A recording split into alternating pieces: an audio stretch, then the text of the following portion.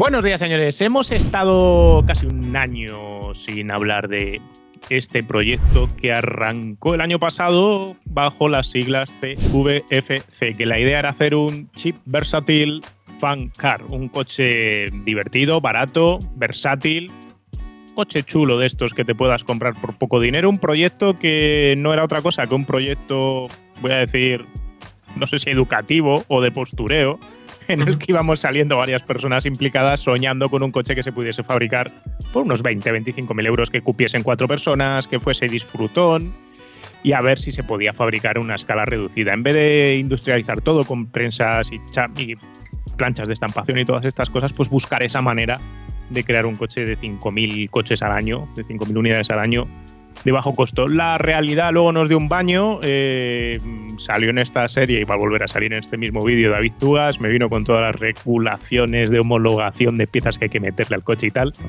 Y bueno, la cosa se ha enfriado, pero de eso vamos a hablar en un rato, porque ahora lo primero que quiero hacer es decirle buenos días a Paul. ¿Qué tal, Paul?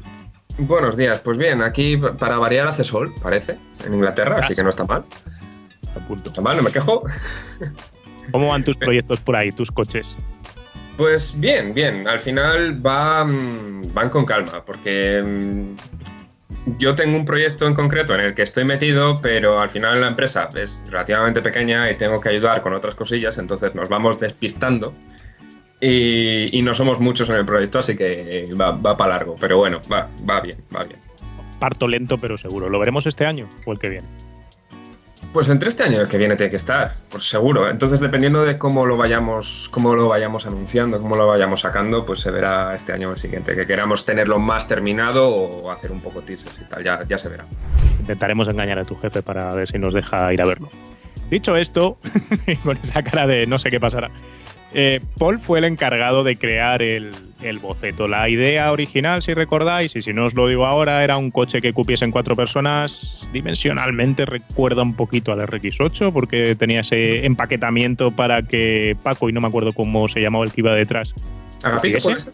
Agapito, sí señor, buena memoria.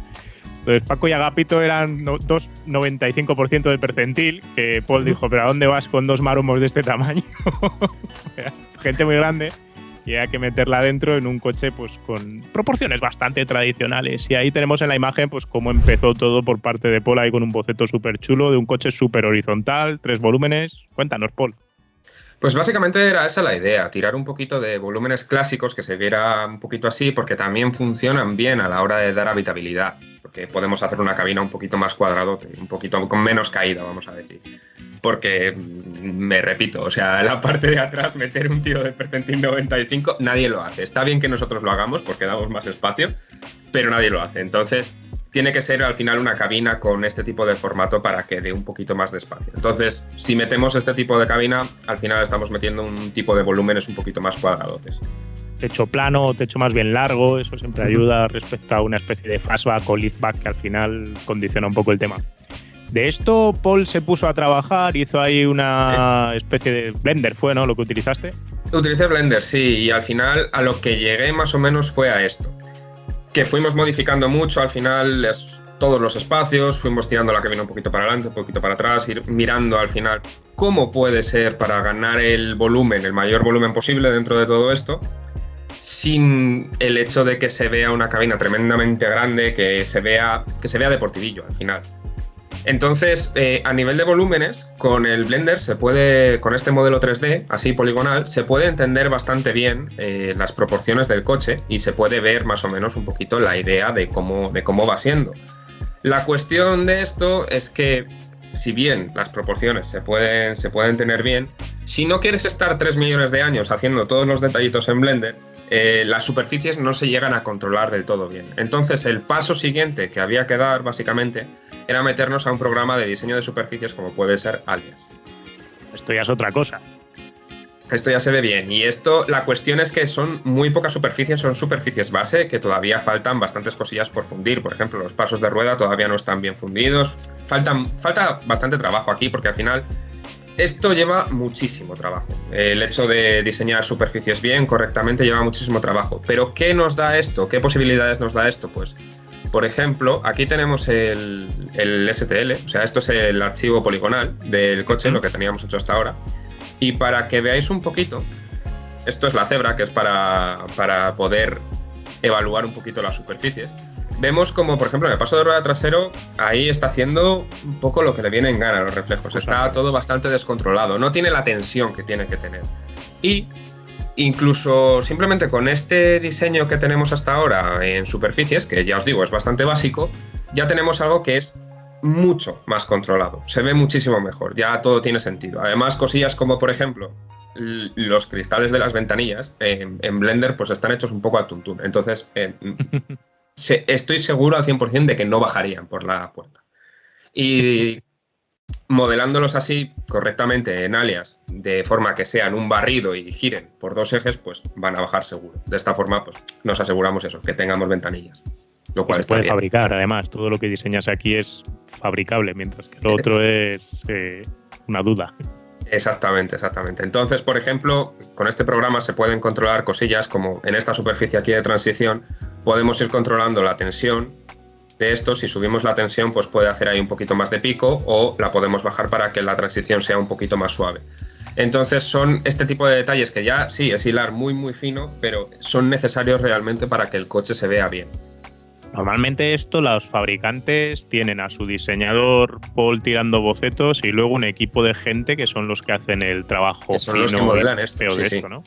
Sí, entonces esto, modelarlo bien con todas las continuidades como debe ser, porque al final las continuidades que tienen estas superficies, aquí podéis ver esta superficie, por ejemplo, que es la que estaba tocando, que tiene 5, es de grado 5, quiere decir que al final tiene 5 puntitos para manejarla. 2 son continuos con esta superficie que viene por delante y 2 son continuos con la superficie que va por detrás. Entonces esto es una continuidad en curvatura. ¿Qué es lo que pasa? Que se puede hacer en curvatura, simplemente en tangencia, que sería más básica, pero no es lo ideal. Y luego se podría hacer en aceleración, pero eso ya es una movida de la hostia y normalmente no se suele hacer. Entonces, si está todo el coche en G2, se dice que las superficies son de clase A. Y es lo que se intenta. Yo, personalmente, no sé... A ver, yo lo intento, ¿vale? Puedo hacer una cosilla aquí que nos vale para esto, pero yo no soy modelador en clase A. Entonces, es lo que dices tú. Normalmente se tiene a gente que hace todas estas cosas, que tiene una metodología correcta para hacer todas estas cosas. Y cobran una pasta, me consta. Conozco un par de casos y es gente que que mete muchas horas, que cobran bien y que están bien tratados en las empresas, aunque luego da la circunstancia de que esas son esas personas que están ahí detrás picando, pero que no son el Fran Stephenson que luego dice yo diseñé, diseñador legendario, diseñé no sé qué. Pero luego te das cuenta de que cuando tú has metido tu diseño que habías hecho en poligonal a Maya, directamente ya ha ganado el propio diseño, porque la propia calidad de la superficie cambia la identidad, ¿no? Incluso es eso, esto se ve con muchísima más tensión y al final es eso, se ve más agresivo simplemente porque no hemos cambiado nada de los volúmenes, no hemos cambiado nada de las formas, simplemente hemos cambiado las superficies, cómo se entienden, cómo se leen todos estos reflejos. Entonces, sí, claro, los modeladores 3D al final son capaces de solucionar un diseño. Son gente muy capaz. Puede darse el caso que se fastidie, ¿no?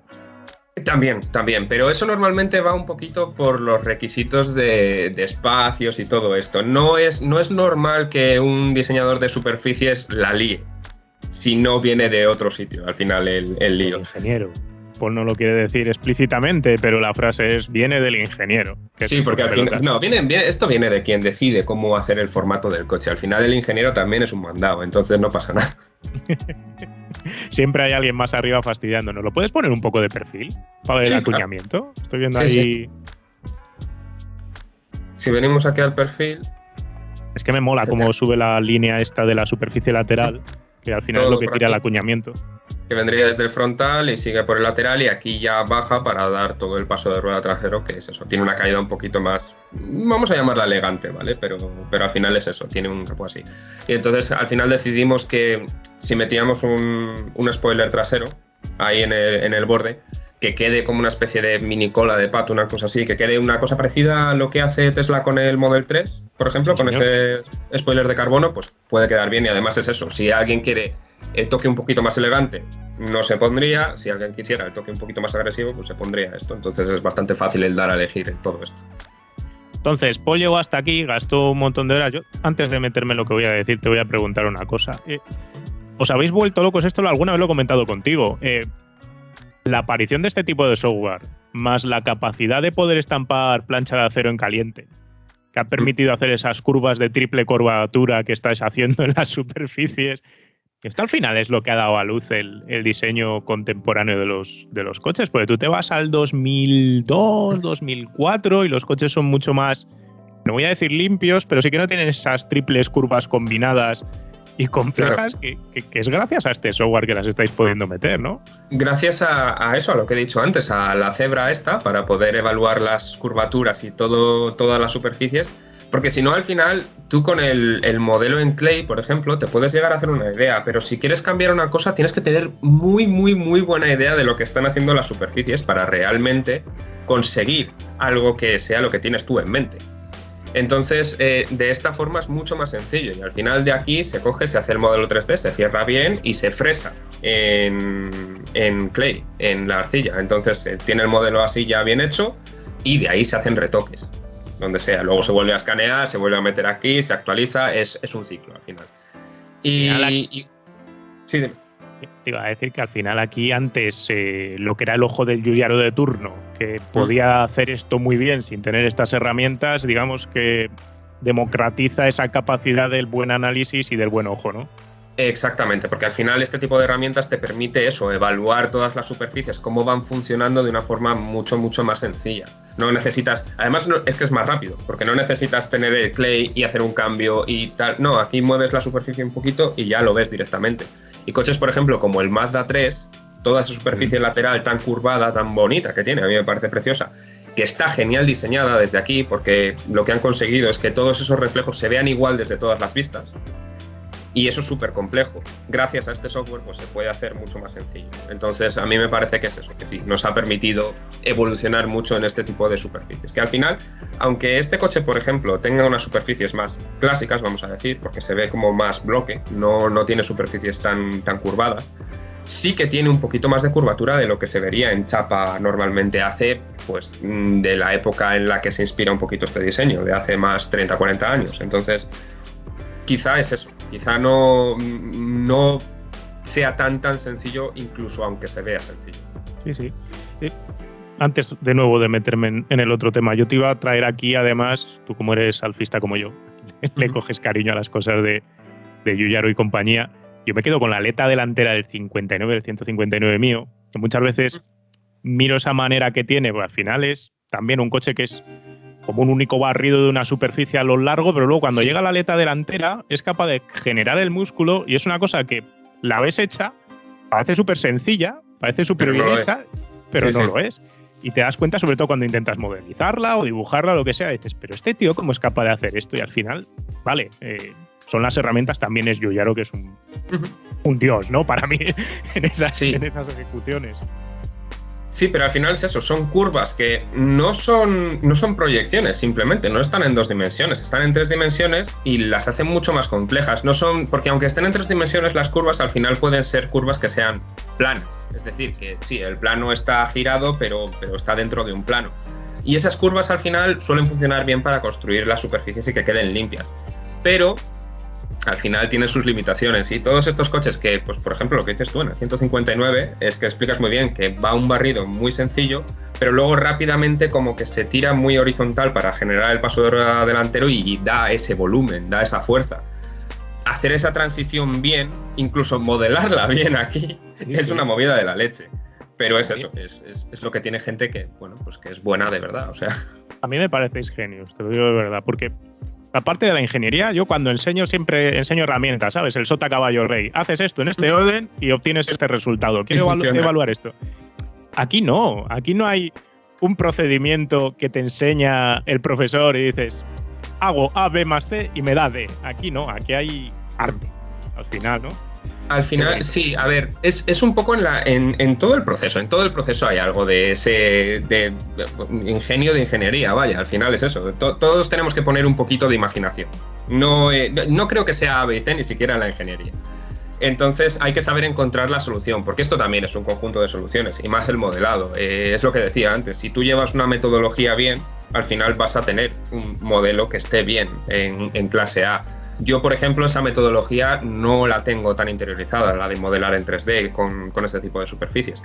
Hago modelos que pueden funcionar para pues, esto que estamos haciendo nosotros, pero si alguien quisiera algo en clase A con todo súper bien, pues yo personalmente o me llevaría muchísimo tiempo o directamente no podría. Entonces, por eso se necesita al final personas específicas en cada campo que hagan su trabajo bien.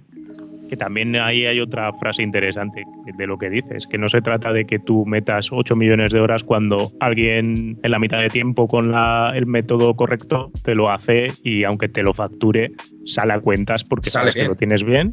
Sí. Y que es una inversión inteligente. Bueno, llegamos a este punto del diseño ilusionados, con ganas de seguir enredando, con ganas de investigar, y entonces yo tuve la reunión con Mr. Tugas, que ahora va a venir, ya os digo, de seguido de esta charla, y me soltó la retahíla de cosas que tenían que cumplir los coches, alcanzando incluso, pues por ejemplo, el sensor de si estabas borracho o no, el enchufe que había que poner universal, que va a llegar a los coches en un año para impedir que arranques si has bebido, el seguimiento de carril activo y todas estas cosas que se chocaban con nuestro objetivo original de 5.000 coches al año en pequeñas microfactorías distribuidas para un método de producción alternativo al tradicional. Eso bombardeó la línea de flotación del proyecto y yo me quedé un poco manos arriba, esto es un atraco. Pinchamos ahí un poquito, Paul se metió en esto, lo paró ahí porque tampoco tenía feedback mío, estábamos ahí un poco izquierdas o derechas. Entonces, ahora, después de que se ha tranquilizado un poco todo, porque también salió la Unión Europea, dijo que para el 2035 ya no podía haber coches con motor de combustión. Eso todavía sobrecomplicó más porque afectaba a la línea de flotación del proyecto, porque 5.000 coches estaban afectados por este tema de control de emisiones. Un proyecto de este estilo, pues si estábamos hablando creo de 2028 lanzamiento, vas a hacer un coche para 6 años, no tiene mucho recorrido, mucho sentido, ¿no? Así que lo paramos un poco, pero ahora ya se ha clarificado un poco cómo está el tema de la homologación de series cortas, 1.500 ejemplares año. Ahora lo vamos a hablar con David, pero yo lo que le traía aquí en el carrito a Paul para comentarle es, Paul, vamos a ver lo que cuenta David y nos retomamos esto sobre una base de 1.500 ejemplares, a ver si hay alguna manera de producirlo de manera rentable. ¿Te parece? Estaría fantástico, sí. O habría que girar el proyecto a otra cosa, que también puede pasar. Quiero decir, al final aquí, 1.500 ejemplares de un perfil de coche de 4 plazas con 4 puertas, útil, barato, bla, bla, bla, puede tener sentido, pero igual haciendo solo 1.500... Necesitamos algo un poquito más agresivo, algo que venda un poquito más. Sí, yo creo que sí. Pero bueno, es todo mirarlo. Y al final lo bueno que vimos con este coche es que era muy fácil escalarlo de repente a algo un poquito más deportivo. Entonces, el coupé que siempre quisiste hacer. Yo sí. Matando a Agapito. Sí. No sé, vamos a juntarnos con Mr. Tugas y tendréis más noticias de nosotros con Paul, pues en cuanto se acabe este vídeo. Y si Paul quiere seguir contándoos cosas, pues ya sabéis, podéis seguir viendo en The Post Tape, que me ha estado ahí además contando, haciendo spoiler de algunos vídeos que tiene en camino. Y realmente merece la pena que le sigáis si no lo hacéis ya. Ya sabéis que es buen amigo del canal y no es la primera vez que le hacemos promoción, pero por favor, y echarle un vistazo, que merece la pena. Muchas gracias, Paul, buen trabajo. Pues nada, gracias a ti. Disfruta de tus vacaciones. Gracias, hasta luego. Estamos con David Tugas, que ya nos acompañó con la homologación. Ya me pegó una paliza increíble con el tema de la homologación que me dejó amargado. ¿Qué tal estás, David? Buenos días, todo bien. ¿Cómo va tu mano? A David se tiró de un caballo, de ver un billete de 50 o algo, se partió ahí la mano. ¿Cómo andas? Bien, ahora ya después de la segunda operación ya vuelvo a estar en forma. ¿Dónde paras ahora mismo, por saber? En Alemania, en Frankfurt. Bueno, iba a hablar de las salchichas, pero ya hablamos la otra vez, así que esta vez no te voy a preguntar más. Bueno, vamos a ponernos en situación. David nos contó un montón de test que había que hacer con los nuevos requerimientos de homologación, con todo lo que había ocurrido, y empezamos a echar cuentas y de repente toda la película mía de hacer 5.000 coches año en pequeñas factorías se cayó con todo el equipo porque las cifras de los costes eran tales que de lo que ibas a pagar de coches iba a ir un montón de dinero a cubrir la homologación. Entonces, entre eso y todo, pues nos quedamos un poco apagados. Ya habéis visto con Paul que aquí la idea que nos queda como alternativa es intentar hacer algo que sea de serie corta, una homologación de serie corta. Entonces le vamos a preguntar aquí a David. David, ¿qué es una homologación de serie corta? ¿Cuántos puedo homologar y cómo funciona esto? La serie corta es un sistema que contempla la homologación de tipo completo de vehículo, y ahora con el nuevo reglamento que hay, que es el 2018-858, se ha ampliado el límite a 1.500 unidades al año. Entonces, ha habido, desde que se hizo este nuevo reglamento, ha habido bastantes discusiones en el Parlamento Europeo con el tema de las exenciones para las series cortas. Entonces, en un principio, el Parlamento Europeo y los grupos de trabajo exigían prácticamente cumplir lo mismo que se exige para una serie normal o regular a las series cortas. Entonces, los fabricantes de pequeñas series se pusieron en marcha y también tienen una asociación, igual que los fabricantes de vehículos normales, y estuvieron durante varios años con reuniones con los grupos de trabajo de la Unión Europea para intentar acordar unos límites que tengan y unos requisitos que tengan sentido para este tipo de vehículos. Y al final, pues después de casi 2 años de discusiones, se ha llegado a un acuerdo que ahora está en versión de draft, pero ya está acordado por las dos partes, o sea que seguramente en un par de meses saldrá publicado y entrará en vigor el 6 de julio de este año, 2022, donde se ha creado una cosa completamente nueva, que es 2 grupos de fabricantes de pequeña serie. Sería el grupo que le llaman Grupo 1, serían vehículos que son creados exclusivamente como pequeña serie y no provienen de ninguna gran serie, son vehículos diseñados específicamente para eso. Y el Grupo 2 serían vehículos que provienen de una serie normal de vehículos, pero se les hace algún tipo de modificación especial para hacerlos de pequeña serie. Para poner un ejemplo, pues serían los AMG, que provienen de Mercedes, de chasis de Mercedes normales, que llevan un motor y unas suspensiones pues mucho más potentes, el motor de AMG y una suspensión especial de AMG, y entonces eso lo sacan en serie corta. Pues como esos provienen de una serie normal, los consideran Grupo 2 y no están exentos de la mayoría de nuevos requisitos, como el Lane Keep Assist, el asistente de carril, el Alcohol Interlock, la frenada automática y cosas de estas. En cambio, los Grupo 1, que serían, pues, por ejemplo, el AMG GT, que sí que es exclusivamente creado para esto, o Koenigsegg, Paganis, Bugattis, que tienen unos chasis exclusivos suyos, pues estos estarían incluidos en el Grupo 1. Siempre que no pasen de 1.500 al año. Exacto. Entonces, lo que antes de que se creara estos 2 grupos, que es completamente nuevo, pues estaba limitado a 1.500 unidades por tipo. Entonces, si el fabricante tenía 2 tipos distintos, por ejemplo, el mismo vehículo, pero con 2 motores distintos de una potencia muy distinta entre los dos, se podían considerar 2 tipos distintos y entonces tener 1.500 y 1.500.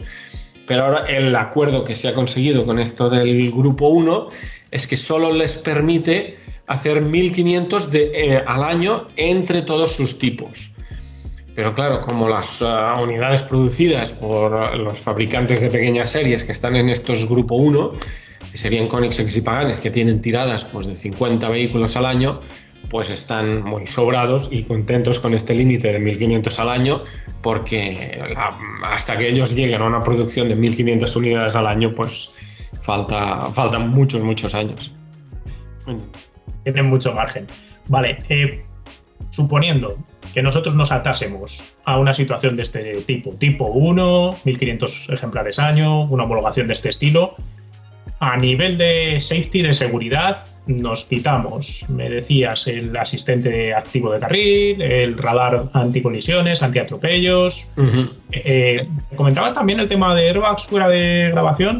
Exacto, sí. Si el vehículo no dispone de airbags, se tiene que demostrar, por ejemplo, hacer un crash test frontal donde se vea que la columna de dirección se comprima, pero sin airbag y sin dummy. Se hace el ensayo, entonces si se ve que la columna de dirección se comprime, pues ya esto ya sería, tiene unos milímetros concretos. Si se comprime, pues ya sería suficiente. Y también se tiene que demostrar, se puede demostrar por ensayos, por simulaciones CAE, para el crash lateral, que la cabeza no impacta con ninguna parte de la estructura del vehículo, y si eso se demuestra, pues el vehículo pues está exento de airbags y de tanto frontal como lateral. Entonces, si el vehículo, el fabricante decide instalar airbag, entonces sí que se tiene que instalar. Y de la misma forma, si el vehículo o el fabricante decide instalarle en el vehículo el asistente de carril, entonces sí se tiene que homologar, pero no es obligatorio montarlo. Si no se monta, no se tiene que ensayar. ABS, SP, todo eso. ABS no es obligatorio, el SP tampoco. El ABS es muy recomendable, pero no es obligatorio. Y entonces, pues lo mismo, si no se instala en el vehículo, no se tiene que ensayar. Una cosa que sí que, aunque sea en grupo 1, sí que los han mantenido, es el tema del alcohol interlock, el conector del alcoholímetro, pero solo es el conector. Por tanto, no hay que desarrollar un alcoholímetro. El alcoholímetro pues, será un estándar que marcará la Unión Europea, y solo se tiene que demostrar que si el alcoholímetro pues, da señal de positivo, no da señal de ignición al motor. Y una de las cosas que también es obligatorio para los grupos 1 pequeña serie es el tema de los warnings, de las 4 luces de intermitentes, que cuando hay una frenada fuerte o frenada de emergencia, pues que se activen solos. Pero bueno, esto no es tan sí, no es tan difícil de diseñar, de desarrollar ni de implementar. Tengo 2 preguntas más. Una es, tema de emisiones. ¿Cómo están afectados estos coches? 1.500 ejemplares año, ¿tiene algún tipo de regularización? El tema de emisiones sí que tiene que cumplir, pues con el euro que sea en el momento de la homologación, pues ahora ya estamos casi en euro 7, entre euro 6 y euro 7. Lo que sí que están exentos es, si se hacen menos de 1.000 unidades al año, es el tema del CO2. Uh-huh. No hay media de flota, entonces, si tienes que hacer menos de 1.000. Exacto, si eres un fabricante independiente, no estás obligado a cumplir con límites de CO2. Se tiene que declarar y pedir la exención anualmente a la Unión Europea, y dices, bueno, mi vehículo pues emitirá tanto CO2 y preveo vender tantas unidades al año. Si eres independiente, por ejemplo, Bugatti, que creo que aún pertenece al grupo Volkswagen, pues hace el pooling con todo el grupo Volkswagen. O sea, Volkswagen, Audi, Lamborghini, todos estos. Pero un fabricante independiente, pues evidentemente no puede hacer media con nada más, y por eso se les permite la emisión la exención del CO2, pero no el CO, los nitratos y todo esto. Esto tiene que cumplirlo igual que cualquier vehículo. Eso realmente es lo que lo pone complicado, porque las medidas de óxidos de nitrógeno y de partículas al final te van a impactar igualmente. Aunque estés exento del CO2, si gastas un montón de gasolina, potencialmente Exacto. El tema del óxido de nitrógeno puede ser un... Exacto, se tiene que tener un buen catalizador y mirar bien las emisiones. Sí, el tema del motor siempre es el que más complica las cosas a las pequeñas series. Más que los crash incluso, que se puede pensar, el crash al final siempre acaba siendo CAT y CAE y un poco de dinero y lo acabas resolviendo. Pero el tema del motor, necesitas tener un buen proveedor de motores que te dé soporte, porque hacer el buen tuning de emisiones, ya no hablando del performance del coche, sino ya solo de las emisiones, es muy complejo. Última pregunta. He prometido que solo te hacía 2 más, así que última pregunta. Estamos hablando aquí de un escalado de costes mucho menor que el lío de los 5.000 ejemplares. Entonces, aquí la pregunta del millón, espero que no sea un millón, es ¿cuánto te cuesta hacer una homologación tipo de serie corta para estos 1.500 ejemplares si va todo bien? ¿Tienes una idea? ¿Puedes decir Depende aquí? mucho de los ensayos, pero suponiendo pues que el vehículo no instala airbags, no instala todos estos sistemas de ayuda a la conducción como el asistente de carril y todo esto, podría costar entre unos 100.000 euros, entre 100 y 150.000 euros. solo de ensayos. Luego pues hay que contar los prototipos que necesitarás y entonces toda la logística que sea llevar el vehículo al laboratorio y el personal que necesitas, horas de ingeniería, de preparar documentación y hacer el seguimiento a los ensayos, pero podría estar eso, unos 200.000 euros. Es una cifra ya razonable. Entre 1.500 al año es algo que no me quita ya, o sea, no tira todo a la mierda, lo que pasa es que tela con el tema. ¿Qué estabilidad tiene esto? Quiero decir, porque me compartiste la documentación y ponía en algunos apartados not yet, que a mí eso es como Dios santo del universo, todavía no. No te voy a pedir el Lane Keep Assistant, pero not yet. Claro. Eso ya depende mucho de las políticas de la Unión Europea y de cómo se mueva esto. Últimamente se ha visto que se ha hecho mucha presión en el tema de las emisiones. Cada vez pues emisiones más bajas y tal, y cada vez se ve que están presionando vía la regulación a que los fabricantes pues ya se dediquen a hacer vehículos puramente eléctricos. El tema de la seguridad, también pues no, con el nuevo Reglamento General de Seguridad están apretando mucho para los fabricantes regulares, para pues, que haya el Lane Keep Assist, que te mantenga dentro del carril y todo esto. Para las pequeñas series, los Grupo 1, pues se les está permitiendo bastante. Not yet, no se sabe nunca. Esto cuando algún grupo de trabajo de la Unión Europea pues se despertará diciendo, no, ahora queremos presionar más. Pero yo creo que durante los siguientes 5 años seguramente, después de todo esto gran cambio, no habrá una actualización donde se pida a los pequeñas series Grupo 1 un asistente de carril y cosas de estas, más de automatización, frenado automático de emergencia y cosas de estas. Pero es una estimación basada en la experiencia, no se puede asegurar al 100% porque esto depende de la Unión Europea y de los grupos de trabajo. Pues ahora lo que vamos a hacer es retirarnos hacia atrás después de esta conversación productiva con David, la segunda, y vamos a volver a pensar qué podemos hacer cumpliendo estos requerimientos. 1.500 ejemplares, amortizar, yo que sé, a 4 o 5 años y pensar qué tipo de producto se puede hacer, y nos volveremos a juntar con David ya con la idea cerrada, si es que tenemos alguna, para que nos vuelva el doctor No a fastidiar las ilusiones. Seguro que sí. Muchas gracias, David. Cuídate mucho, anda. Igualmente, gracias. Hasta luego. Bueno, ¿y ahora qué es lo próximo? Después de haber escuchado a Paul y de haber escuchado a David, pues está claro que hacer el coche que queríamos, con la forma que queríamos, al precio que queríamos, es decir, 5.000 ejemplares año, producción pequeña en factorías, sin ese tipo de automatización tradicional de las fábricas grandes de hoy en día, pues resulta un poco imposible, vamos a decir, sobre todo si tenemos ese target de 25.000 euros de PVP.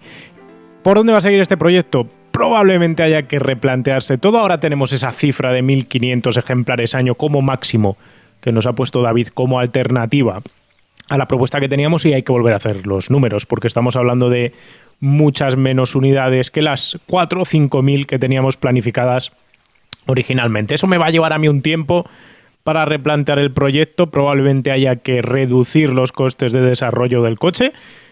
Hay que reducir también los costes de producción porque tenemos menos coches para amortizar a lo largo de la vida útil. Pensad que si fabricamos 4 años este coche estaríamos hablando de 6.000 ejemplares por ciclo de producto, así que habría que hacer un producto que, si mantenemos ese objetivo de 20-25.000 euros de disfrute, un coche de disfrute de 20-25.000 euros, tiene que amortizar todo su desarrollo en 6.000 ejemplares y todo el tipo de costes adicionales que podamos tener, desde los moldes de las puertas hasta los moldes para las ventanas y cualquier otro tipo de desarrollo.